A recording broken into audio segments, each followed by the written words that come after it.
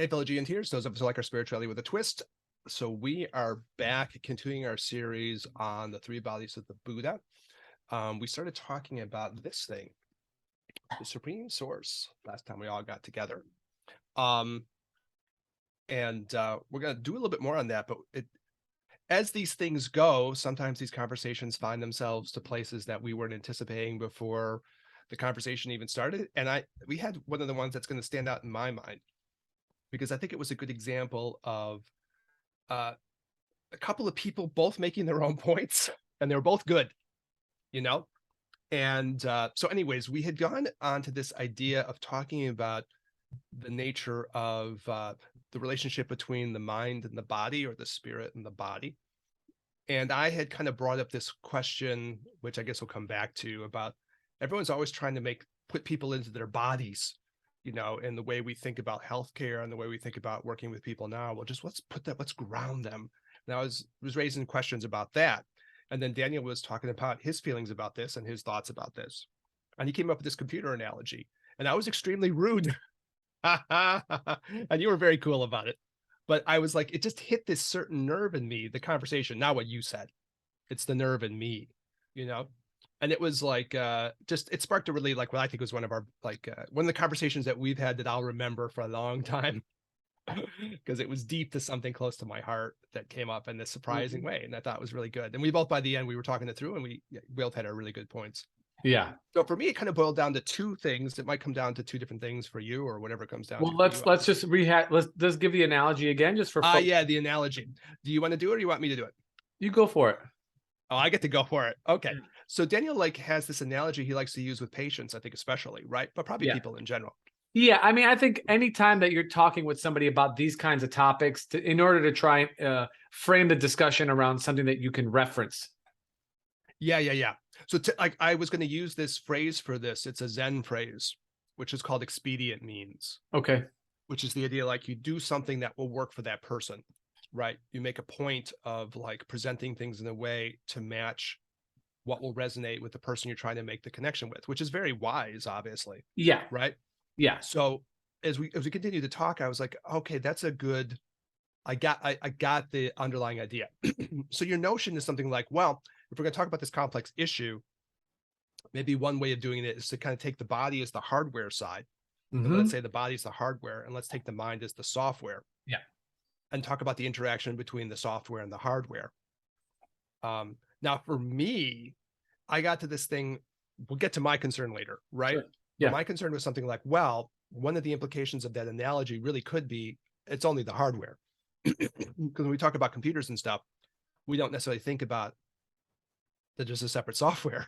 You know, this is really funny, because there's some part in Gallic Rinpoche's notes, I think maybe on Vajrayogini, where he says something like, well, it's a total tangent, but he says something, well, maybe at some point you really will have, like, spirit entering into computers. Why not? Why wouldn't that at some point happen? Why couldn't something incarnate into a computer? You know, if you get people who are inclined to do that, they spent their whole lives with computers, they feel comfortable with computers, maybe next time they'll just reincarnate in a computer. He didn't say it exactly like that, but that's kind of the underlying idea. I was like, oh, why not? Maybe that could happen, you know? But we don't always think that way. So that was the source of my exclamation slash outburst in that episode, because I have concerns about this, which we'll get back to. But I think what you were saying was this idea of talking the way that people can get. Yeah. And a lot of people can relate to this idea of thinking of their body like the hardware and their mind like the software. And so anyways, that was part of what sparked that conversation. So I just used this yesterday. So I had a woman who called me looking for meditation instruction. And she was really more calling for her husband, but she wanted to, let's talk to me, because he probably wouldn't do it for himself. And she's like, he's interested, but she's like, I'm really more interested for him. She's like, so I can't say, maybe we'll have to do it together. And I was like, I think it's probably a good idea. And she's like, but he doesn't really believe in a lot of this kind of energy stuff. And I said, well, does he believe in cell phones? She's like, yeah. I said, does he understand how the technology works? She's like, probably not. I said, but when you turn your phone off, you realize you could turn it back on and it doesn't get disconnected from its cell service, right? She's like, yeah. I said, okay, then he understands how this works. So you use that analogy coming in, right? Yeah. So Well, like it's it's true. there, you know? That's expedient means. Like that's the Zen point. Like you're using something in a way that that person can relate to from their own experience, right? Mm-hmm. And it's a deep question. Like how do you get, like there are certain things you can kind of like know and understand or whatever, but then also how do you present that in a way that will resonate with others? I mean, that's what we're trying to do in this whole podcast, obviously, And figure out that's, how to do like this. that. I mentioned that quote very regularly from that book, Meditation is Medicine. And he opens it with, with a little prayer, please, Creator, Lord, whatever. He's a neurologist. He said, let me speak to my patients in a language they'll understand. Yeah, yeah, yeah. All right. And Mm-hmm. that's the whole point of like, this quote unquote effective communication, right? Or expedient means, as you said, it's the same, you Yeah. know, how, I how heard do it. you connect this with the straightest line? Mm. And I like, when I heard that phrase expedient means, it like clicked with me. I was like, oh, I get that. It's expedient, Right. right? And it's a means to an end, right? I mean, that's the meaning of it. So you're trying to do something that will be expedient for that person. Yeah, that's very Yeah. reasonable, right? Yeah. I should also like, as I was thinking about this during the week, I should also say that like it could sound like, from my point of view, like I haven't spent a lot of time thinking about the body and the nature of the body, but that is not true. Right. I spent like all these years doing acupuncture and and doing meditation traditions that are quite physical. Mm. So if I hadn't explored this, it would be different, I think. But Zen is pretty physical, and all of the Taoist stuff has a deep physicality to it. And you like meditate on the body a lot, right? And both of Mm-hmm. those traditions. So I spent time thinking about this a lot. So it isn't like, I don't know. If you spend all your time just doing this other thing and then someone brings up a different thing, you're like, that thing sucks. Let me tell you about my thing. Right. That wouldn't be right.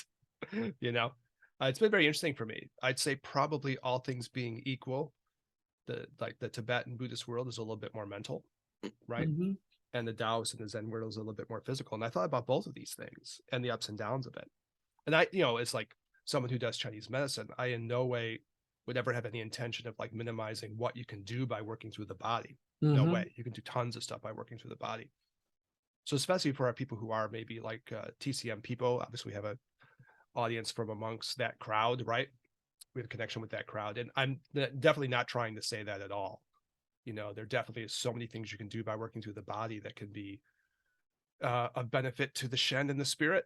Mm-hmm. Definitely, definitely, definitely, definitely true. Mm-hmm. You know, so well, anyway, so that's like I think what I had on this. I wanted to like kind of make the other part clear. I've done like really physical meditations, and there's upsides to that.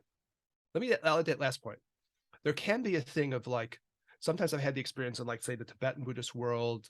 It's Gelugpa school of the Dalai Lamas. I don't know as much about the other ones because I haven't spent as much time. Drikon Kargu and Gelugpa, I probably know the best, right? Anyways, I've been in other places too, but just to put the context on it. But I can remember being up at the Dalai Lama's monastery in New York, and we were talking about doing retreats, mantra retreats with one of the ladies there. And I was really talking about the feeling of it, like almost like the feeling in your body of doing a mantra retreat, Mm-hmm.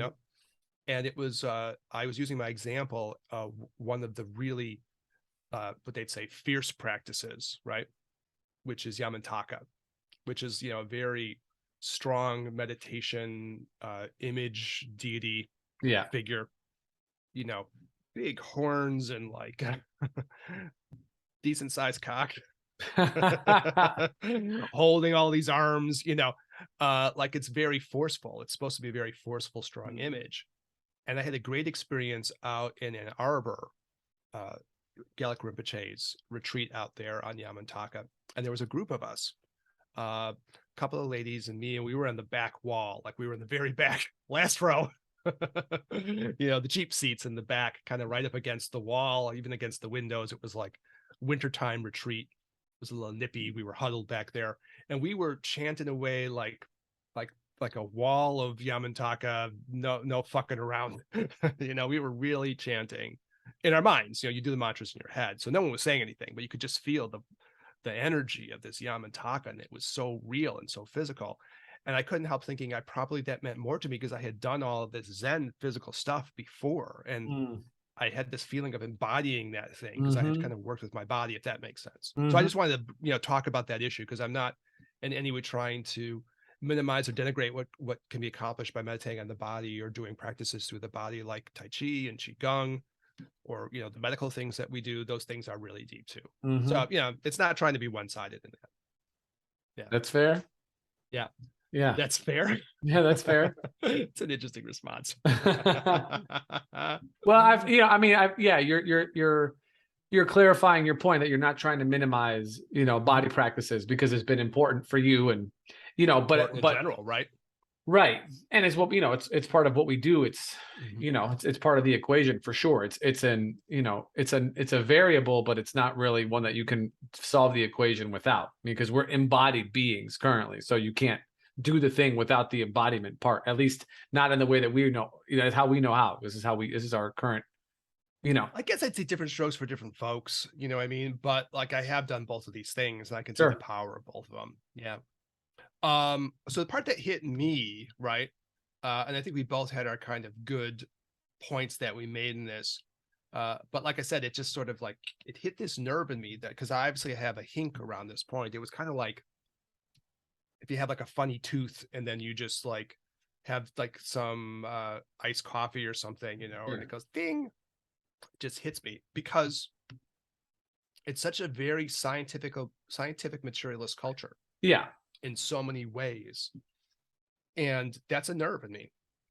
And if I get to the very personal side of it, which we tried to do on this podcast, even in regards to my own kids, it concerns me, because I don't know whether they think that there's something more to themselves than just their bodies. The culture's so wired that way, and there's so much emphasis on the body itself in so many ways. So this whole idea that you want to like ground people in their bodies and ground people in their bodies, I'm like, it's such a body culture. Right. Now, I don't think people mean the same thing with that. I don't think so. That, but it still is a weird problem if you have a bunch of people who only believe that their bodies, and your main treatment principle is going to be to embody them more in their bodies. You have a funny thing going on there potentially. Well, it's sort of like it's kind of like I guess symbolizing this conversation I was having. So spoiler warning, we're going to talk Chinese medicine just for a second here. So there's a point on the bottom of the foot. It's the first point on the kidney meridian, kidney 1. Okay. And I cannot tell you how many people say, oh, that's a very grounding point. Right. You need to put that in and ground yourself. Okay. Well, for those who've never had acupuncture before or are not into Chinese medicine, but are still listening to this podcast for various reasons, imagine a needle being stuck in the bottom of your foot. It's a very sensitive area because we all wear shoes and socks. It sends a lot of sensation. And, given the work, having some similar studies, Eric, you and I would both disagree with that. That's a grounding point. I mean, it can be in terms of like, if you have people, I mean, an example of this to put in the context for people who might not know the traditional Chinese medicine behind this, like if you have someone who had like high blood pressure, sure, Chinese medicine might say, well, do this point and see if you can pull it downwards. Sure. Right. But then there are treatments. I mean, I know exactly what you're talking about, where you might be doing this for like not that reason at all. Right. Yeah. And it's one of the points that might even like, activate a person's mind. Yes. Right. Yeah. Spark their spirit in these Taoist treatments that you and I are both fascinated by. And it's funny because I just had a person get this week. There's this treatment which includes this point on the bottom of the foot, but also includes a point kind of at like the base of the skull. Yeah. And for our TCM people, this is like DO 15. And what are you doing there? Are you trying to like ground the person? Probably no. Probably not. You're trying to send a spark and stimulate, in a certain sense, trying to stimulate their spine, stimulate their brain, stimulate their consciousness in a way, right? It's a spark to consciousness. It's not like, let's chill you out. Right. I mean, it's really purposely designed to see if it can like spark more subtle parts of the brain activity that will sort of free the brain and see what comes out. Correct. Right. And so this to me is emblematic of this discussion of, grounding versus, where are you ground? How are you doing? What are you doing and how are you doing it? So you can activate that point to activate parts of the brain, the mind. You can also maybe hold the feet in a different kind of a way to bring the person's blood pressure down or bring their energy down into the lower parts of their body to remind them that they have feet and that, whatever you're trying to do. So, the intentionality behind it, I think, is important.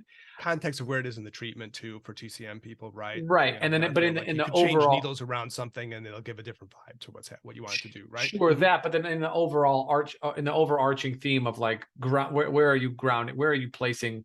Where are you attempting to place someone's mind or someone's spirit? You know what I'm saying? Yeah. Yeah, it's just it's a lot there, but I think our whole point is to illuminate both aspects. Well, the only thing that I thought was my line, which hadn't occurred to me until we were talking about it, was like, I've never heard anyone say, I want to ground the person in their Buddha nature. I've never heard it fucking once. Sure. Not one time. I couldn't like, I don't know, like the pile of like quarters I would have. If I had a quarter for every time someone said they were going to ground someone in their body, I'd have like a big jar of quarters to take in. Right. But the amount of times I've heard someone say, I want to ground them in their Buddha nature. Not once, never. And that's very interesting, right? No one ever says they want to ground the person in their own spirit. No one ever says they want to ground the person in their own Shen. No one ever says that. But isn't right? that, isn't that, I'm like, this is a problem. This is very strange. Especially after we did the episode on the sixth Zen master, or the sixth patriarch, if you still want to use the word patriarch for that, right? Wei Neng, because he's saying you have to tap into this deepest part of who you are. No one says shit about that. That's the part that I'm trying to pick up on. And I think that's a good line, so I'm going to use it. No one ever grounds anyone in their Buddha nature. Nobody ever does it. But I think the language might be the language in this particular point might be the place in which the argument is being missed, right? Because I do hear lots of friends of mine who are in, the healing modalities, right? Reiki people and massage type people, and people who like to use crystals and incense and things like this, right? I'm having a sense you're going to take my line away from me, Daniel. No, I'm not. You can keep it. It's yours forever. I'm teasing. But people will often talk about like ascending to their higher self, and helping people to connect with their larger purpose. They might use terms like their soul or their oversoul or their, higher sense of being, or, their higher angel self, self. maybe. Yeah. Higher self. And so I think the term grounding is antithetical to what it is that they want to do, which is help somebody, quote unquote, level up or ascend, moving up. And just the term grounding, it's the imagery of it, right? Yes. The term grounding is like a very kind of like, I'm gonna pull down and place inwards, versus what you're saying is I don't know exactly what you're saying, but it's different than ascension. You know what I'm saying? But it's not ascension. Like it's not. It's one of these. I just have never heard. I guess I was talking about in our little part of the world. Yeah. Our little TCM part of the world. Yeah. But I've never heard anyone say that in our TCM part of the world. Right. And so that's, I guess, the point I was making. Yeah. You can hear people say like, well, I want someone to connect to their higher self. Well, that you hear. Yeah. Right. That you hear. But you never hear anyone say that in our world. No. I never hear that. Well, and we've had this discussion and that's strange if you think about it, because we're coming. It gets into the reason why it's interesting to me, because it's strange, because we're coming from a part of the world, China, Japan, the Asian world, where you could say something like that. Sure. Right. But no one does. No one does. And partly because we've had this discussion before, but this is definitely like we didn't plan on going here for sure, but we're going to go here. You and I agree on this, and we've talked about this for years at this point. Just because someone pursues the study of acupuncture and Chinese medicine doesn't mean that they're necessarily spiritually inclined. It is not I don't think it's any greater than that of the general population. Like, I think it's greater than the general population, but it's not something to assume, right? Right. Yeah. I mean, it's not like I don't. Some people not in the Chinese medicine field might think, oh, they're all woo woo and whatever, but like it's not the case. No, it's not. It is not the case at all. But the thing about that, if I want to stretch this out to like a general audience for those people who are listening who aren't in our world, right? Yeah. TCM. I think part of what's happening with underneath all of this is it's a really scientific materialist culture. Yeah, for sure. It really, really is, and then the concern about that. And again, that's why I was even talking about my own kids would be like, well, I even grew up in a household with some quirky woo-woo mystical twistical goofball like me. Hmm. They still might not think that way Right. because the whole culture is so wired against that. And I would say Right. even in our own little field, it's very scientific materialist, Yeah. right? And I don't want to comment on people in parts of even the American spiritual culture that I might not know. I Sure. don't know. But I mean, if you say something about neuroscience, everybody's interested, because that's supposed to be the real thing, and that's not even like to be a neuroscience hater. No, I I'm not. understand. But there's just like those things carry this weight with people, Yeah. you know, Because because that's that's the underlying real. idea of the culture. Yeah. Right. That's real. That's science, and we could test for it. And it was weird when I thought about this whole thing because I did want to think about my kids because, we try to make things personal with this. Sure. And I was like, well, I wouldn't want to raise them, for example, Catholic like I was, because I wouldn't want to like impose the whole Catholicism thing on them Yeah. as it was put on me, because I obviously we can see downsides to it. Some of them are really terrible downsides in terms of things that the Catholic Church has done that's really bad. Right. But even aspects of the theology, I wouldn't want them to carry inside of them. I Mm. don't know if they're entirely healthy from my vantage point. Um, but I would say that the fact that I was raised in a tradition, kind of sorta, I mean, I was in church a lot, Yeah. you know, my uncle became a deacon and so on, where I had some sense that there was something more to me than just my body Yeah. since I was tiny, you know, because you're going to believe that if you're in these kind of more traditional, more traditional, like not necessarily scientific materialist worldviews, right? Hmm. So, that had that from my vantage point now as someone who's interested in things like Buddhism and Taoism and so on, right? This had a positive side because I was already sort of predisposed to think, okay, there's more to me than just this. Right. But if you don't have that exposure, specifically in the culture, you're going to probably be scientific materialist minded person. And Well, probably yeah. even a lot of the people who are like Christian within the culture are probably scientific materialists if you really dug Yeah. underneath that. Yeah. That's an interesting problem for me, even as a parent, though, because I don't want to impose my own beliefs on my kids either. I don't want to like try to indoctrinate them some way or another, right? I want them to have the freedom to come to their own ways of understanding things. Because what's the point? Right. But I just happen to be around church a lot because my grandma and grandpa would drag me. My grandpa hung over and like slumped in the thing, like still smelling of whatever he was drinking the night before. Okay, my grandma seriously trying to say the rosary for him. Um, but I was around a set of ideas that was different. Sure. I don't know.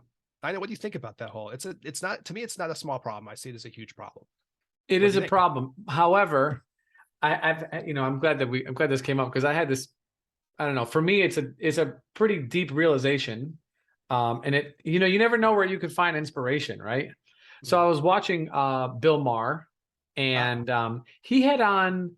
I forgot the name of the guy. I should have wrote it down. But he's written a number of books, and one of the books that he had written on was on like the evolution of man and the sort of societal movement from nomadic culture to society, and how cooperation was a big part in which why Homo sapien was successful. And they were talking about, political division and how we as a culture, as a tribal culture, are far more focused on us versus our enemy for survival and us versus ourselves in terms of traitors who would cause harm internally. yeah, I've heard these kinds of arguments before. They're kind of Yeah, like Evo psych arguments, evolutionary yeah, psychology and we're arguments. far less concerned with what the campfire is doing to the local environment, which is why some people just don't have the environmental awareness to them. It's an Evo psych argument as to why people are kind of like behaving the way they are in the present, right? Yes, If yes, you like yes. Evo psych arguments, yeah, Yeah, yeah.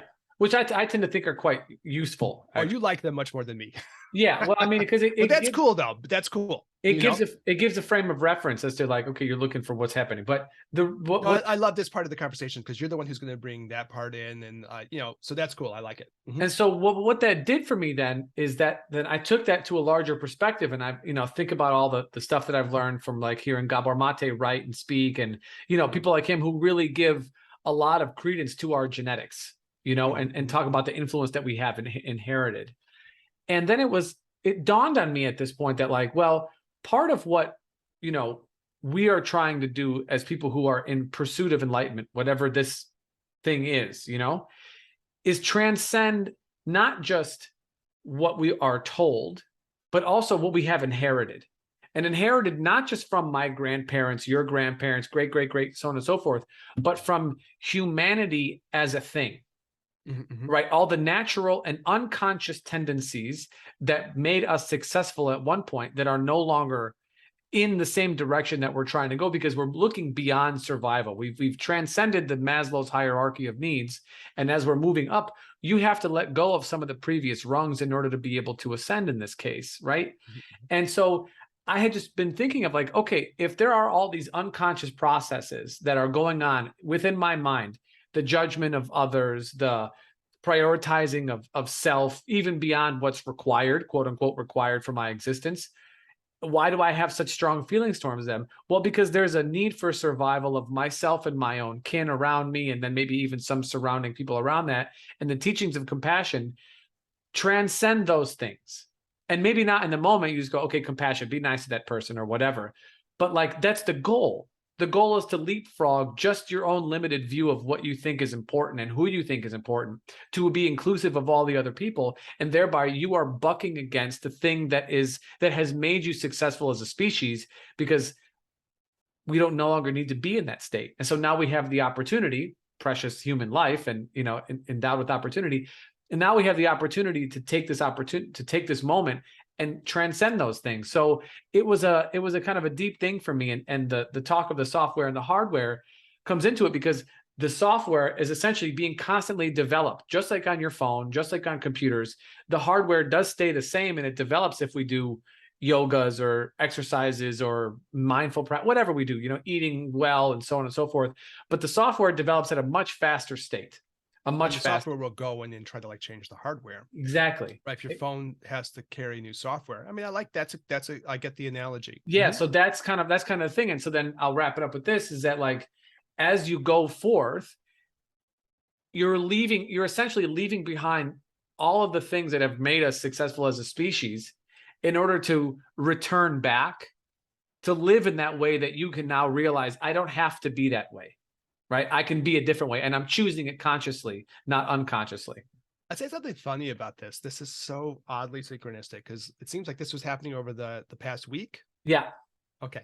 Over this past week, I've been listening to a bunch of people. I just happen to have some things pop up in my YouTube where they're just trashing the shit out of Darwin. So our lives are like parallel and yet slightly different. Yeah. So this is the reason I bring it up is I'm gonna go back to the expedient means thing though. Yeah. There's no doubt to me, regardless of what your attitude is towards like something like Evo Psych or Darwin or whatever, that it's a major way in which people think within the culture. So, I mean, to my way of thinking, Daniel, part of what you're doing when you're doing that is partially for yourself, but you're also interacting with a major set of ideas and beliefs within the culture. Yeah. And if you're going to have a Buddhism or Taoism here now, Yeah. it's going to have to interact with those big ideas for people. Yeah. Because that's the place where people are coming from, right? Mm-hmm. And those ideas have a certain amount of truth to them, right? So they should be addressed.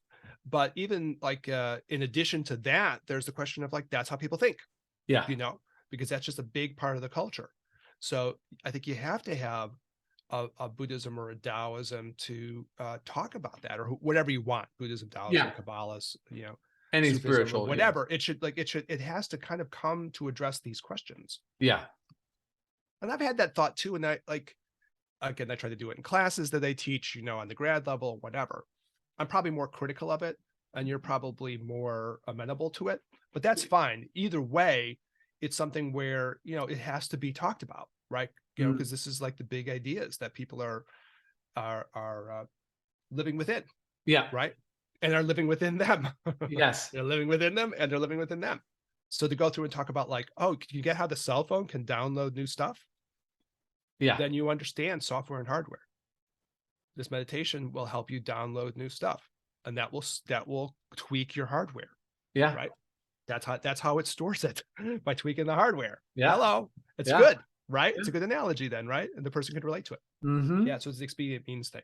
Mm-hmm. My only thing would be like, in the context of this, materialistic culture, you have to somehow get to the point where there's something beyond just the material, however you get Sure. to that spot. Sure. Otherwise, I think you can still do a lot of good, like you can get to, what's the thing? Buddhism without beliefs or something, where people sort of are like scientific people, but they Yeah. like Buddhist meditation or whatever. That's totally cool.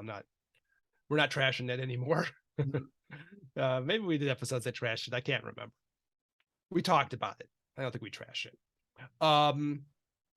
But the whole thing about like, uh, you have to like, there is this other part that at least you should hear, right? Mhm. So, for example, with my son, sometimes we'll be just together, or I'll be walking down the stairs and he'll be watching something on TV like Gilmore Girls. He's really into Gilmore Girls, and I'll go, "Don't forget your Buddha nature," and he'll go, "Okay." And it's just like a running bit that we do. Don't forget you have a Buddha nature. Don't forget you have a Buddha nature. And it was cute because one of the gifts he made me at some point was he got one of these kits for making these elaborate wooden boxes. You can put the kit together and it has these very complicated latch systems where all these gears turn. There's even a key where you could lock it with the one that he got. So, he got help, but he put it together. So it's this kind of very complicated wooden box. And when you open up inside of it, it's cute. You open up inside of it. Sometimes you have to use a little key. If I lock it, when you open up, there's just a little note written in there that says, "Don't forget your Buddha nature," like in the box. Very cute. It was a funny thing to open the first time. So, anyways, I think we both had like points in this, right? Yeah. Of this. And then I guess the last part for me of this, and then we'll move on and talk about the supreme source. I was thinking about during the week because the conversation was good for me. And then I was, teaching classes, grad school classes that I teach. And I thought, yeah, I was talking with Buddhism to students and I was like, yeah, there is a way in doing this. There's a way that's kind of expedient means where you want to go through and you want to like present things in a way that speaks to the person's life, like in the moment, right? Where they're at and how they're going to improve their life for themselves now. But then I thought, well, if you only do that, well, then you don't get to the more bigger picture ideas where a lot of the other aspects of truth are within this, right? Mm-hmm. And so I thought, okay. But on the other hand, of course, if you just present the big high abstract ideas, then like people will be like, well, this doesn't connect to me. Right. Right. So it occurred to me in the way it hadn't hit me before, I think post our conversation, which was I better like do both all the time. I better make sure that when I'm presenting things, I present it in a way that's like on point for people to relate to in the now, or try to remember to do that. Right. Mm-hmm. And then also present the more, big picture, higher level implication potentially too, right? At this, do both of these things. And I guess that's something that I learned in that conversation too. I was like, yeah, that's an important thing for me to think about, to do Mm-hmm. both of these things. I have a concern that a lot of times we don't present the more big picture ideas. Everything's kind of like made to be like, here's I can do some meditation and it'll make you more effective at your job at whatever Google. you know, so I'm like, okay, well that's cool, but there's more to it than that. Mm-hmm. So I get concerned in that way, but and so sometimes I might have a lean towards the one side of this, but I was just like can make a point of reminding myself, do both sides of these, which Mm. I guess is like why the episode on the sixth Zen master or patriarch, if you still like that word, was important. Because on the one hand, he's trying to present something that's very concrete that people can work on in the here and now. Right. Tap into this deeper, formless, expansive part of who you are, and then also, see that connected to the environment around you. So he's trying to make it concrete, think good thoughts of how you want to help people. That'll be your enjoyment body of the Buddha. you Mm-hmm. know Recognize this deepest part of who you are that's more transcendent. That will be your Dharmakaya. And then go through and see how these things manifest in the world around you. That will be your Nirmanakaya, your emanation body. I was like, well, that's pretty handy. Anyway, so these are things that are coming together for me. So I don't know. That makes sense to you what I was trying to say there? Yeah. Yeah. No, I get it. And I Yep. think from my part, we have the physicality and the kind of the limitations and that you've highlighted over the last kind of couple episodes here as a means for our transcendence. That the That like, body's like a vehicle for this. yes, that like the limitations are there specifically set up so that one can make it through that, because the difficulties of it are quote unquote real, right? They feel real, and they are real. Yeah. But like they're there. I mean, I don't know. The way that I look at it is that like everybody has their own particular unique challenges that are just for them. Just some like weird Chinese finger trap, that is designed for them and themselves only. You know what I'm saying? That's true. That's true. Right. And there's some, but of course, there's some universal issues that we're all trying to, based on society and our need for reproduction and survival and waste elimination and housing and blah, blah. Okay. All of that. But, when we whittle it down to like someone's own path and their own development, they have particular challenges that are for them. And sometimes we could share them. And so maybe you learn something and share with me that helps me, or we learn and share something with our viewers that helps them. But like each person's individual life has their own set of unique challenges. And some of these are physical. Some of these are transcending like these natural occurrences that we have, right? That are unconscious. And so as we, work towards becoming conscious of our consciousness, right? As a lot of the people like to say, it enables us to overcome the things that are placed here, I believe. When you say they're physical, do you mean they're physical in terms of the idea like things that are wrong with their physical body, or they're just things that have to take place in the physical world, or Both. like all of that? Both. Okay. Yeah. They're there for them, but they're intrinsically tangible. Like you can grab, you can almost grab them. If you really want to have a kid, you have to get a kid or not have a kid, and that's going to impact how you are. That kid is a thing. The kid is a thing. Yeah. And then, and if happen or not, and if it does happen, you'll have consequences. And if it doesn't happen, you'll have consequences. But that's right. Thing. Yeah. Right. And your ability to work through them that's for you. That's for you to do episodes on like relationships and sexuality, and those are going to involve other people. Yeah.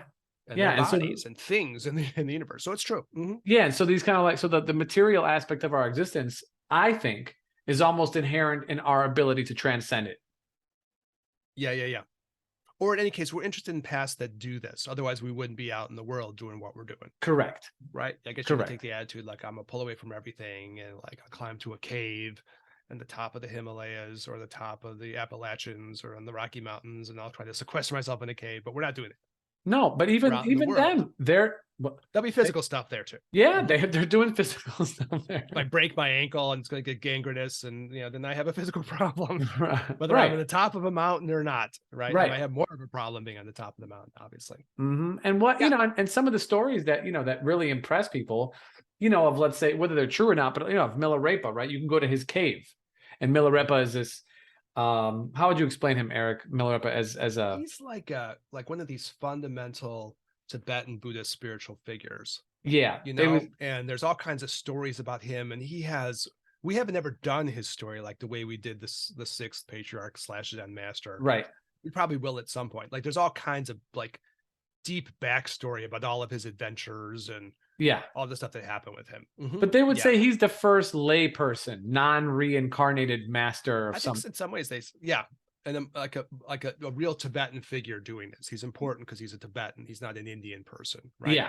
There are other Tibetans too, but he's important because he's a Tibetan. Everyone would recognize his story as Tibetan.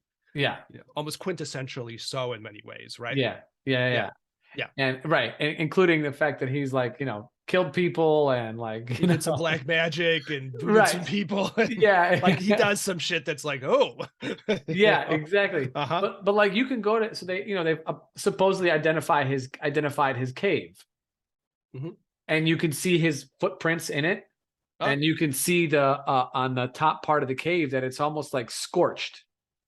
And they'll say that that's this happened during the time of his enlightening process, that he generated his tumor or his body heat was in such a way, his aura was in such a radiant state that even the rocks around him couldn't contain it, right? And it left a physical mark. And so this is these stories, they kind of last. In a sense, And I guess as a Western person, you'd be like, well, was it really his cave? Did they really burn the thing up in the ceiling? And but the thing is, we've never done episodes on this. This is a funny episode because we like to tangent. But there are those ones where they do studies on people doing the deeper breathing, internal fire, yang, heat building, kundalini practices, whatever word you like to use. That's a good one. And they raise their body temperatures, like by a lot, So they like people from Harvard have gone and they'll pop their body temperature up to like 107 degrees or something, And one of the exercises they do is like they put like these damp towels on people, and they'll steam and stuff. It's like a whole thing. Yeah. I can't remember. There was one where it was funny because there was one of the monks they were looking at and they were researching him. I read it in, one of the reports from these Harvard people. Yeah. And he was doing his tumo and his body temperature was falling. Like it was going really low. And the researcher was like, oh yeah, it was one of the ones that they had talked with the Dalai Lama about. And the Dalai Lama had said, oh, he's not very good at this practice. But the Harvard guy was like, okay, he might not be good at this practice or whatever from the Tibetan point of view, but he's doing something. Right. Something's changing. Consciously dropping his body temperature really low. So how the fuck is he doing that? Right. He shouldn't be able to do that, right? He shouldn't be able to consciously alter his set point, even if he's doing it in the wrong direction. He's like, you shouldn't have, Dalai Lama said, you shouldn't have chosen Mark. Wesley over here, he's a far better practitioner. It sounded like that kind of a thing, Yeah. They were like, yeah, the Dalai Lama was like, well, you can reach this guy, but he's not that great at it. But the funny part, it wasn't like nothing happened. It wasn't like when they did it for Mark. Right. As opposed to Wesley, he got nothing. They're like, that guy sucks. He can't even do anything. No, he was doing this weird thing too. Yeah. Just in a different direction. None of them you're supposed to be able to do. Anyways. Right. Okay. So that's the physicality part, right?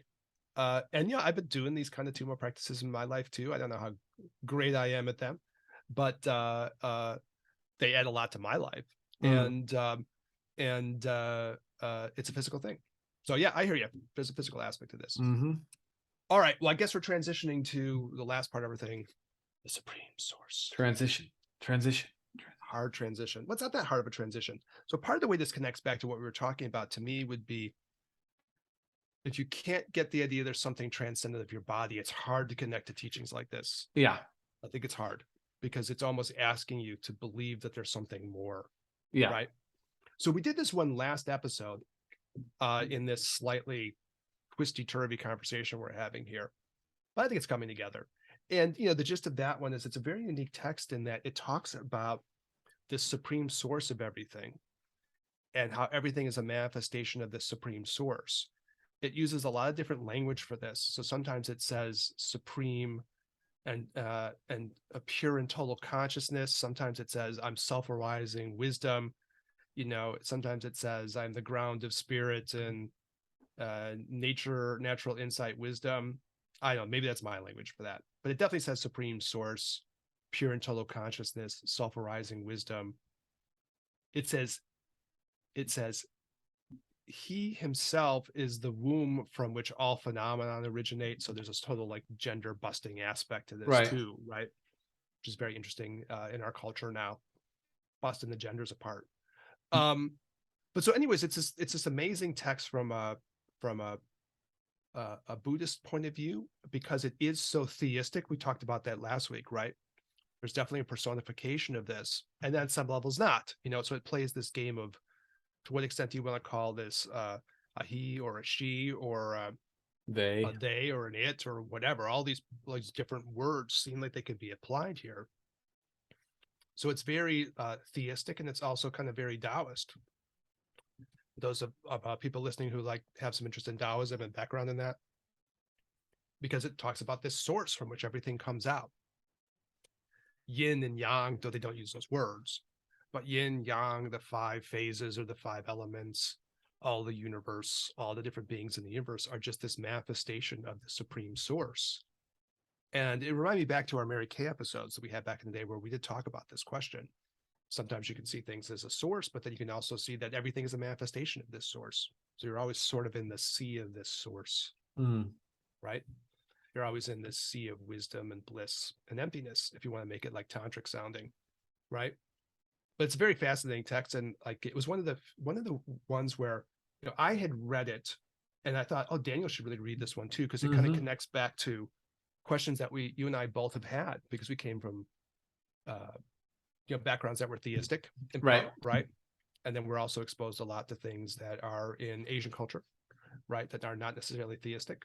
So anyways, it's kind of an interesting text for people who have these different parts of themselves coming together. Yeah. All right. So as far as what's left of this, I wanted to say just a couple of things and, get your feedback on this too, Daniel, the parts that you also find interesting. So here's what I had on my mind. One was the idea that there's a couple, I think, rallying cries in this text, in this style of thinking about things.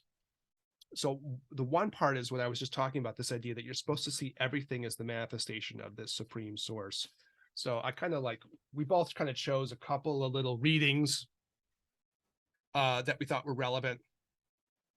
So here's how the supreme source talks. It says, listen, great being, I will explain my nature to you. The only one, it nevertheless manifests in two aspects. And the two aspects seems to be this like transcendent aspect and then the very concrete things of the world around you, right? And it'll say things like the teachers, the teachings, the disciples, all the things of the world. These are kind of two sides of the same coin, right? These are the two aspects. And then, so part of its attitude, though, is to see everything as a manifestation of this pure source. So it says, its being is pure and total consciousness, and its abode is a dimension of essential reality. It shines in the sky of pure instantaneous presence. That's kind of a Buddhist-y sounding technical term there almost, but everything around you, this instantaneous presence of it. It pervades in all habitats and forms of life. It gives rise to the whole animate and inanimate world. It has no material characteristic that can be shown, is not an object that can be seen, nor can it be explained in words. Well, that's going to sound very Taoist for people who know the Tao, right? That's the very first chapter of the Tao Te Ching, right? This fundamental substance, not produced by causes, transcends all definitions based on concepts. And it goes on to continues. It says, if you really want to understand this state, take the sky as an example. Yeah. And the sky is kind of a metaphor for this, right? The ultimate unoriginated nature as kind of being analogous to like contemplating the open, empty quality of the sky. Okay, so that's why I sort of wanted to kind of get to that part. You know, one of the rallying cries of this text in terms of a practice that you can imagine doing, this speaks to you, is just to see everything as this manifestation of this source. And if you just do this, this comes back to the Zen, one of the Zen masters, Bankai, talks this way too. If you want to just try to do this as an exercise, just keep reminding yourself of that, maybe during like a whole week would be an exercise you could do. You know, every time you're seeing something, kind of remind yourself, oh, that's the supreme source manifesting in these objects around me. So no matter who you encounter, no matter what you encounter, you can make this your practice, right? And just try to remind yourself of this, right? And it's a very deep one, right? But there's a certain like deep tradition in this. So Bankai talks about this. If you just keep reminding yourself of this, and you also get this in some of the what they would call the Mahamudra practices too, are a little similar to this potentially, where you just keep reminding yourself of this. If you want to go deep into these things, of course, you can go farther, but just on a very basic level, it's a thing that everyone can do in their life very concretely. You know, you look at the little mic thing and you're like, oh yeah, this is the supreme source. Even they don't see it that way, because it manifests in two aspects, the part that's appearing now, and then this underlying sort of hidden part of itself, right? It's kind of an amazing way to do things. One of the things they say in some of the great old Buddhist tantric things too is it's especially useful for sometimes people who have like busy lives, right? Where your life is very hectic and you're like, well, I can't, what am I supposed to do? Like in the heat of the moment, I can't concentrate on myself as some like fantastical Yamantaka like Buddhist image. I can't do that. I got to pay attention to my work. I got to pay attention to my clients. I got to pay attention to my patients. I have to pay attention to my family. I haven't built up this thing where I can like, you know, do all these funky visualizations and all this stuff, you know. It's very interesting. There's like Saraha, there's these texts that are called like Song for the Queen, Song for the King, you know. And then the Song for the King, there's this part where they're just really talking about the reality of like, if you're a king, you're really busy, right? Lots of people need things from you at every single second. And so sometimes when that's talked about in the modern context, people live lives that are pretty hectic, you know, and they demand a lot of mental concentration from you in every moment. If you just take a second or two, like the Song for the King, and just recognize, oh yeah, I'm seeing this supreme source all the time. Let me just keep reminding myself of that. It's a very simple but kind of like powerful thing you could potentially do. So interesting, you know, it goes all the way back to these longer, older traditions where they talk this way, the Song of the King. So it's interesting because the passage that you read is the one that I was going to read if you didn't. Oh no shit, we both get the same one. Yeah, because the Okay. sky, because the image of the sky is such a it really, it's one of the few things that I think transcends conception, and yet it's totally conceptual to this point. And And funny that's you the bring up. experience too, because we all can remember being a kid and like staring up at the sky. You could lay on the grass on your back and stare up at the sky and just let your mind like Expand. just expand out into the sky. Right. Yeah. And even now, people go on vacation, it's like you get away from the city lights and you remember there's like the sky is littered with stars once Yeah, you get away the from the nighttime ambient sky. light, littered. Yeah. Mhm. And it's no longer blue, right? It's just the atmosphere. It's clear. You just see out and you're like, Yeah, yeah. we're on a rock Yeah. floating in space, Mhm, even mhm. though this rock is totally flat. I'm just kidding.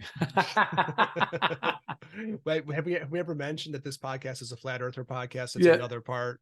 If Yeah. you want to see flat earthing with a twist, that's our companion podcast.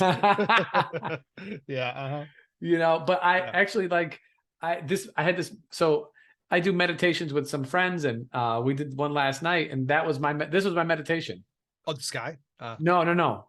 That like how to understand that things arise from the infinite potential of all arising.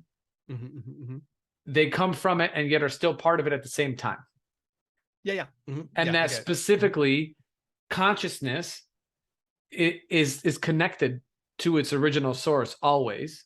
Mhm. But like I had a moment where I understood it, and then another part where I was having a hard time because it's a deep concept, and it's like what was told to me was like, imagine everybody having a string attached to where it came from, but now just cut the string. It's still, right, it's still kind of connected. So it's a deep thing, and I think that people who have monotheistic backgrounds, this can kind of fit right into that kind of like You almost get God the vibe it concept. was written for people who maybe were so immersed in monotheism, but they wanted to write kind of Sure. a version that expedient means those people could connect Yes. to too, you know.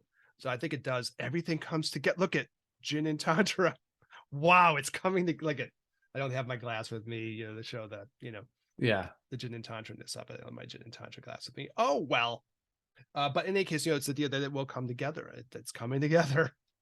Like so in the text itself, it makes this kind of funny point about this too. It says some people are attracted to oneness and unity. And then, that's one way of turning the mind, right? Mm-hmm. And it says other people are attracted to multiplicity, the Mm. infinite variety of things, right? And to me, even in the way that you were talking, it's sort of like the bridging of the gap between those two Yes. things. What's the multiplicity? What's the unity or something, right? Mm-hmm. Of everything being together. And Mm-hmm. you could play with that, right? Mm-hmm. Mm-hmm. In the Heart Sutra, they had the parts where they talk about like emptiness and form, right? The two sides of things. Yes. But the trippy thing for me is if you think about something like this, it's like, what's really happening? It's saying that if you like, it's really your mind that you're tweaking, kind of, right? You're tweaking Yeah. your way of thinking about things. You're just saying, okay, I'm going to keep reminding myself that even though it's just like a little globe over here on my son's desk, it's the supreme source. Even though it's just whatever the hell this thing is, I don't even know what it is. It's the supreme source, and so on, right? That you just keep like, it's what's really happening there, where you're kind of tweaking your mind to recognize things a certain way, and that's what you're really trying to change. Well, that's what I was saying before. That's exactly what I was referencing. It's what we have transcending the limitations of what we have. That's the place in which you will grow. Those are the places in which you will achieve, because you're changing the mold, you're breaking the mold, you're altering the course of your current trajectory, by having these realizations, by practicing and preparing yourself to have these realizations. I have become more patient with the way in which the information comes. It's because it has to like come within you and then like change. It's like when you drop some food coloring in the water, it has to take time to disperse. It's not going to go like immediately. It has to Right. spread, right? Right. It has to work its way through and make the changes. And so then the mental changes the physical, in that part. So it all, Signal coming into the cell phone. It's going to rewire itself, but you have to give it yes, time for it to reboot. that's right. That's right. That's right. uh, and we're all different, right? So the Right. process is going to go a little different for different folks. Mm-hmm. I mean, I think they recognize that, in these things. I think they're recognizing, like, yeah, it's going to be different for different people. Well, and like People have different draws and stuff. and like you mentioned, we talked about these like low and high aspects of things, Yeah. So there's the high aspect is like the sort of deep contemplation on how this acts on a universal kind of level, and what does that mean, and what manifestations of sentience from manifestations of local sentience from an infinite source, right? But then also then on a lower level, and not lower as in lesser, but just more tangible kind of a level, like the changes that occur to you in your life once you have these realizations, or once you even start contemplating them, that it's possible, that you on a regular basis can go through and alter the way in which you see people and see local phenomenon as a manifestations of something larger, to give you a different experience with how you live your life and how you share that with other people. It's a funny thing because, we're doing these episodes, and they do have in them hidden these like different practices, Oh, for sure. right? They have these practices in there. And I've had some, I had a little bit of a rougher summertime into the end. I had death in my family, a little bit of heartbreaks of different kinds. And during the week, I think after the one we did on the sixth Zen Master Patriarch, Hui Nang, I was thinking, yeah, I really have to remember to ground myself in my own Buddha nature.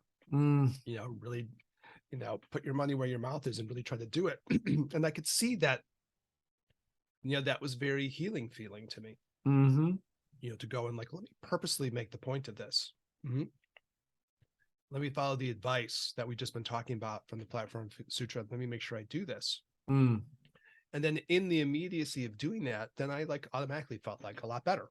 It was like very immediate, right? Like, not even just like in time, but it was making a difference to the me here and now. Right. Just not as some abstract teaching about achieving some more abstract enlightenment or something. It was Right. like, it felt different for me, like in my immediate life right here and now. I feel like, oh, I do have some Buddha nature or Dharmakaya part of me, like this old Chinese guy is saying from a long time ago.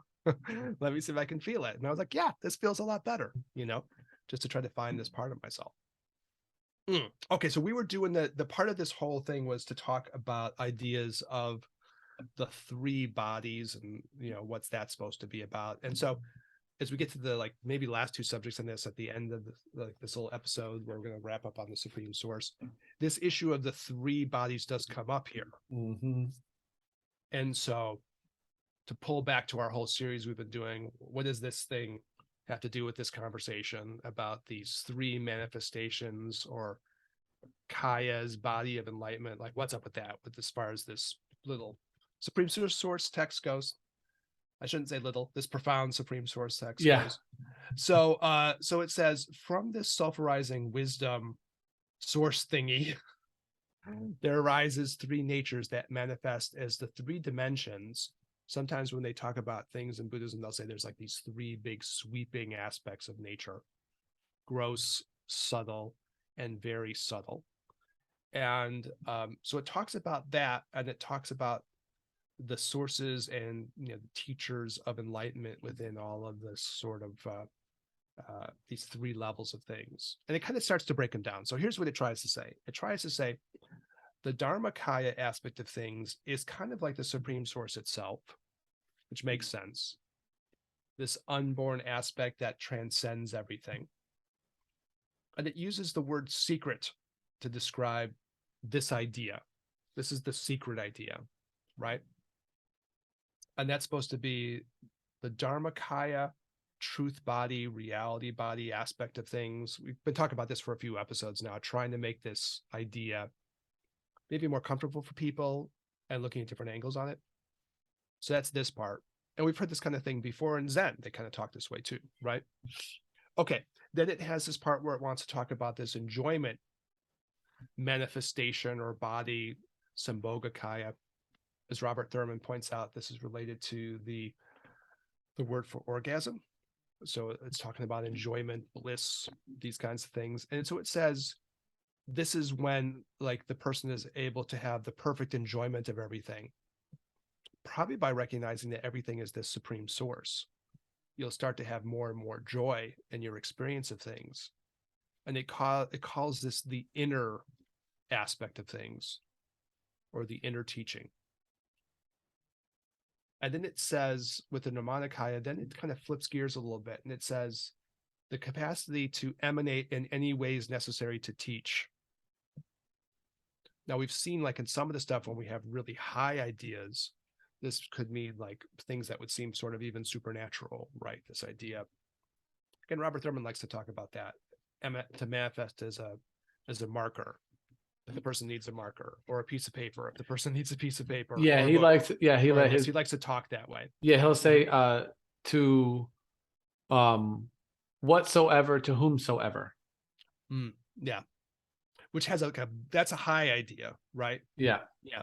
But also like on a more basic level, if our goal is to do both, well, then, this could be what we all like probably want to do if we want to help people in our lives. Yeah, for sure. We want to be able to emanate in the way that will be helpful to them. Expedient means. Yeah, right? he also, I also listened to him talk the other day, and he talked about this being an extension of compassion, and compassion is being in one way is having the ability to manipulate or have one's energy in a way that is beneficial for another person when they're there when they need it. Yeah. That like you're able to do that for them. So if somebody comes in a tangible way, like in a low way, right? If someone's sad, you're able to provide them with joy or humor, something to help in that moment to help them deal with those emotions, right? Exactly. Be helpful to them. Mm-hmm. Correct. Which is like kind of like an interesting thing, because they will say, and then we'll talk about the Dalai Lama with all this stuff eventually. Probably next week is our goal to do a little bit on that. Yeah. And then we'll probably close the series up. But they say like the Dharmakaya is really for the person. When you find your Dharmakaya part of who you are, that's for you. That's your freedom. That's your liberation. That's your moksha. That's your nirvana, right?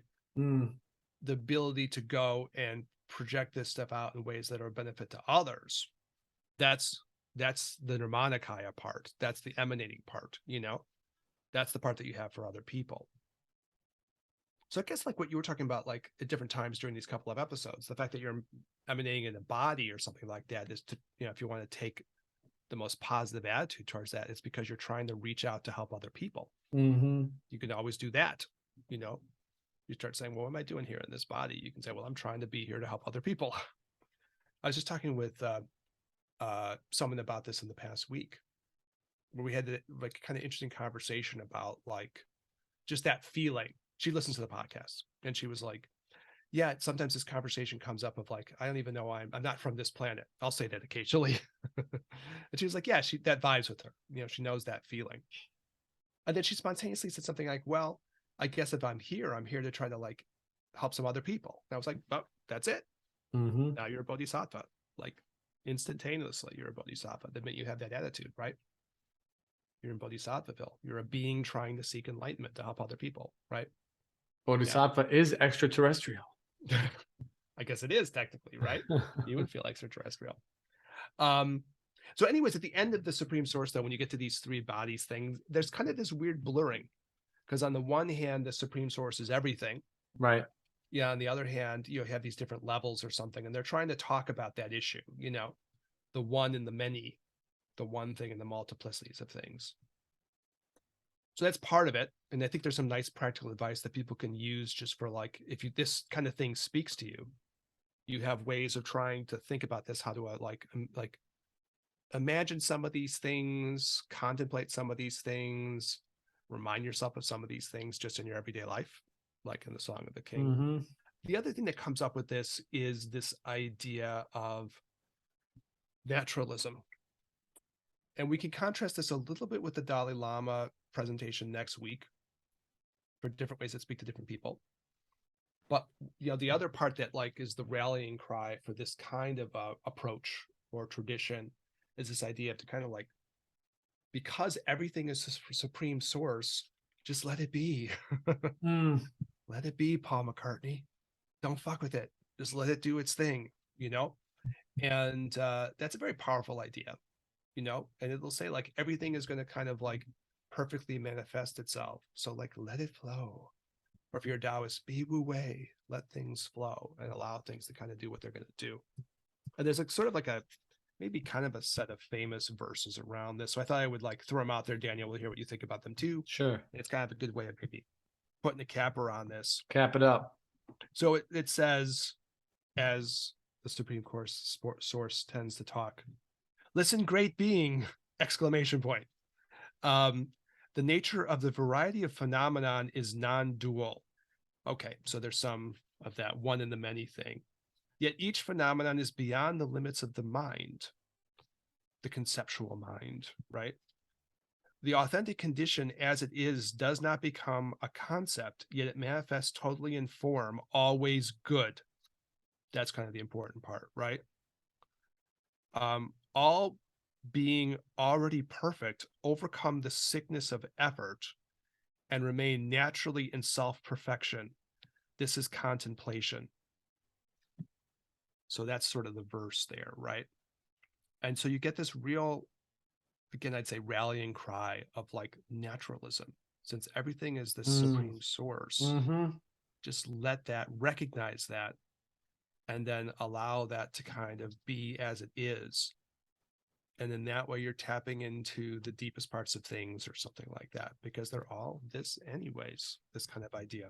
I think the hard The part, naturalism is really important here. Yeah. the hard part about that is that that sort of flies in the face with all of the work, that I goes. know. Well, that's it. Of course, it's a kind of a work to do this. Of course, yeah. Yeah. Uh-huh. Yeah, it almost seems like you're generating a trust in the universal process of evolution or something like this. Well, I also feel like it's like, see, I'm not even sure if they're really saying even that, but it might be. But I also feel like they're saying like the main point is just to see everything as supreme source. Once you've done that, you've cracked it. And then in that case, you don't have to like, I don't know, try to meditatively transform the world around you. Don't try to see the world as a mandala. You don't have to go through and do what would be artificial things or something from the attitude of this book, right? Just allow things to be as they are. So that's like, I think it's sometimes this is a Dzogchen book, a Great Perfection book. Sometimes I think they call it the leap over or something. So that moment you leap. You're kind of conventionally they're saying everything's going to work out really great. That's not even the point, I don't think. I think the point is like you have this realization like, oh, everything is just Tao or God or whatever, and then you're immersed in that. You're sort of like fixing your iris, if you were, like your telescope of your perception.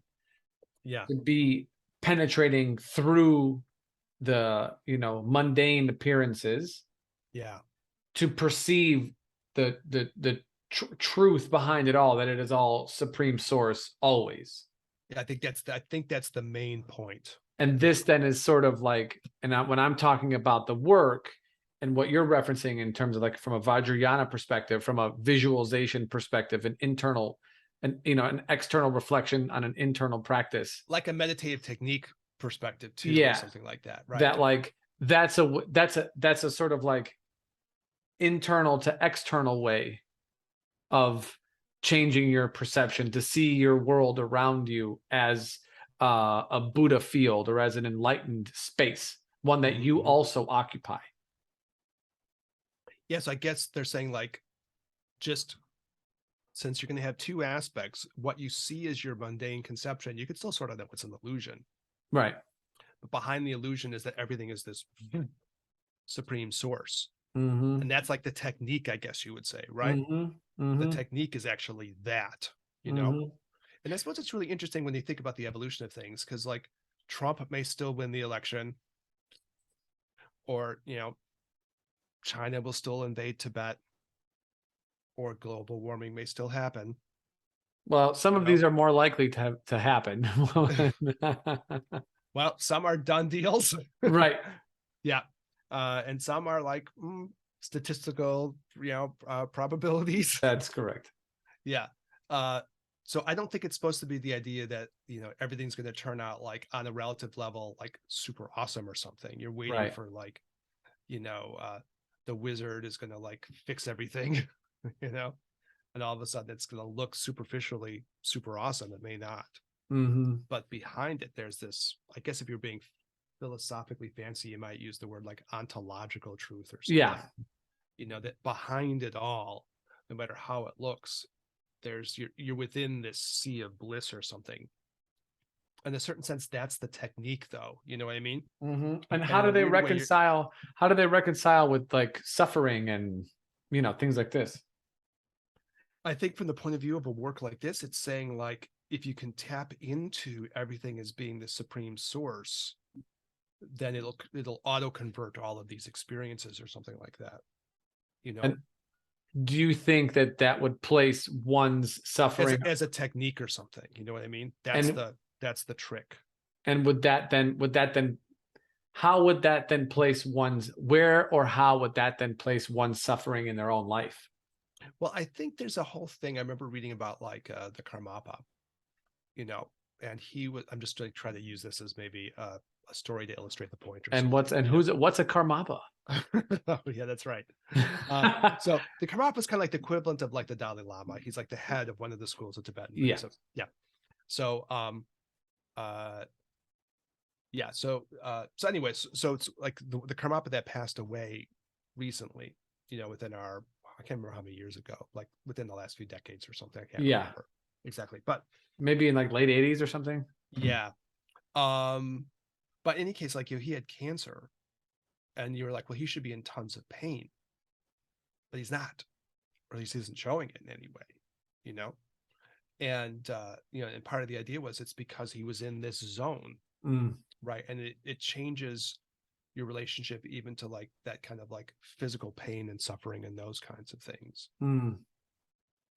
I can't help, and again, this is maybe my own way of thinking, or maybe the limitations of my own way of thinking, I don't know. But in like having and looking at this and thinking about these kinds of traditions, what I feel about them is they're offering kind of like a very specific kind of way of approaching life. Mm. It's a very particular kind of technique. No matter what's happening, see it as this pure sea of bliss. Just keep doing that over and over again, right? Mm-hmm. Even if on the relative levels, the relative levels of reality, the events are going unfortuitously, Sure. right? And it's probably inevitable that parts of it is going to go unfortuitously, right? Just the odds of things. We're all going to have sickness. We're all going to have ultimately, the bodies are going to wear out and so on, right? We're going to have concerns about our loved ones going through the same things. It's very natural. That's the dukkha question, right? Yeah. Yep. Suffering question. The suffering question. But Yeah. the technique part, if I want to say it's a technique, would be like seeing this other side. And that's sort of the power of the technique.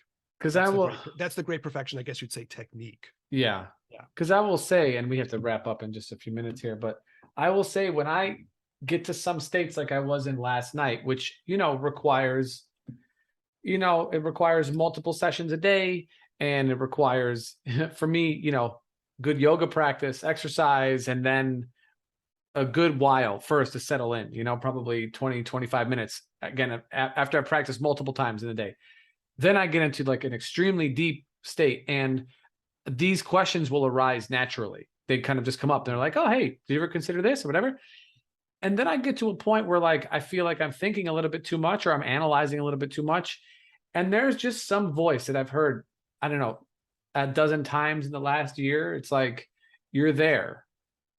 You're there. Mm-hmm. You don't have to try. You're there right now. You're there. You're there. And there's like, as someone who hears that and who does these kind of like contemplative meditations where you're very aware of what's occurring. We're observing. Okay, I hear this, I see this, I feel this, this is going on.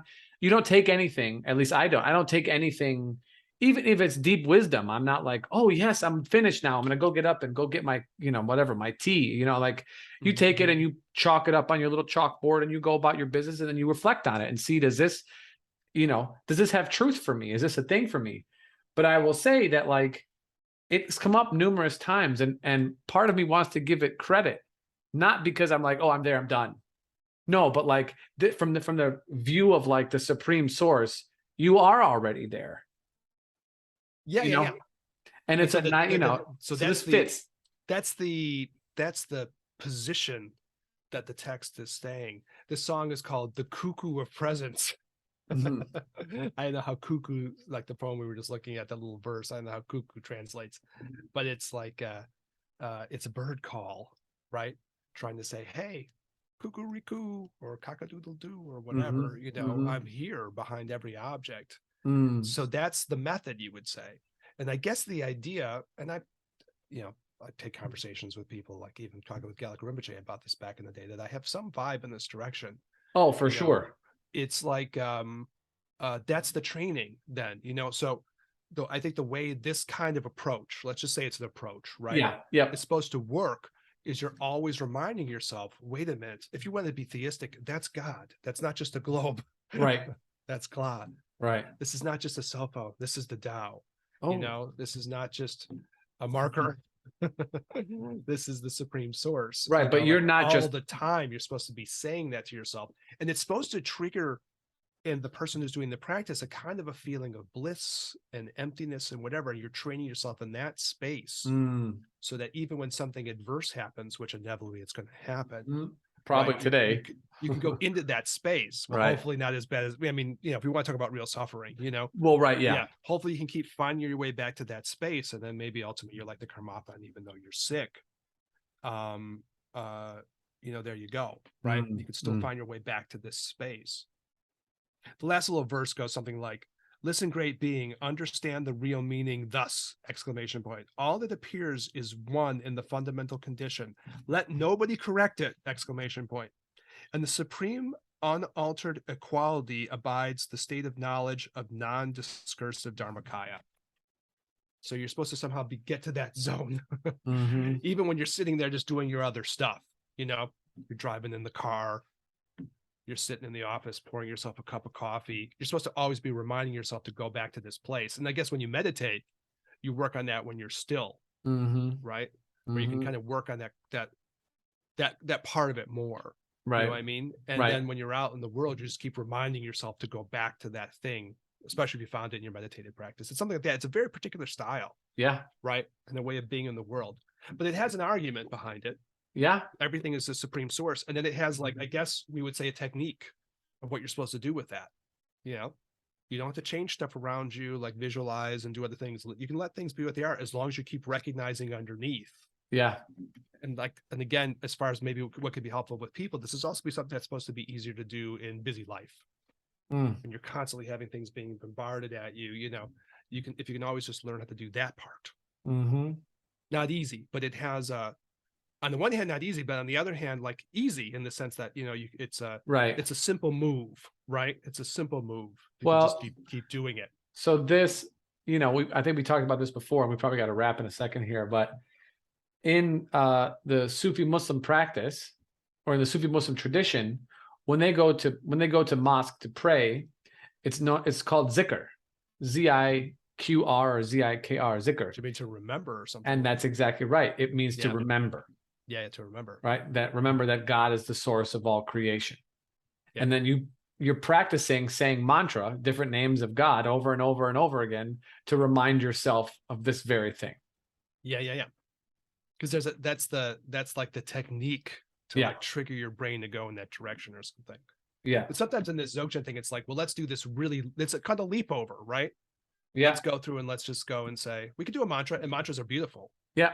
I do tons of them. They help, right? They're great. But this is a different technique. It would be like, no, don't do the mantra. Leap over. Right. Right. And just see everything as this, and train yourself that way. Yeah. Cool. I'm glad we did it. You know what I mean? No, it's great. I'm glad we did it because it's another version of talking about the three bodies. It's another way of practicing, and you don't know what's going to vibe with different people who might be listening, right? Different people have different things that this will click with. Simple on some level, right? Simple. All right, cool. But not so simple. But not so simple. Yeah. But simple. Yeah. Right. Yeah. Relative simplicity. Yeah. Well, Eric, as always, thank you so much, my friend. I definitely appreciate it. Thank you to our audience for tuning in, for sharing, for being a part of our work, and really, like, I guess our exploration of these topics, with each other, but then to other people, we do love the feedback. Whether text, if you know us personally, text us or send us a, whatever DM, that we appreciate that, or you see us in real life and say, hey man, thanks for doing what you do, or I like this, or I didn't like that, or, whatever, nice hat, something like that. But if you're not in that, if you're not in the inner circle just yet, feel free to, we'd love to have you there, by the way, if you're not. But feel free to hit us up at ginandtantra@gmail.com. You can hit us up on Gin and Tantra on the Instagram. If you're watching this on the YouTube, feel free to leave a comment or something like that. We definitely appreciate it if you find our work useful or even mildly entertaining. Share it with those who you would, like to give maybe a Valentine to, because Valentine's Day is emphasis on the word mildly, even if it's just mildly. Yeah, that's right. But yeah, hit us up for questions and suggestions and some love. We definitely appreciate it. If you're listening to us on Apple Podcasts, leave us a review. It definitely helps out the show. And yeah, for Eric, this is Daniel. We'll catch you guys on the next one. Peace.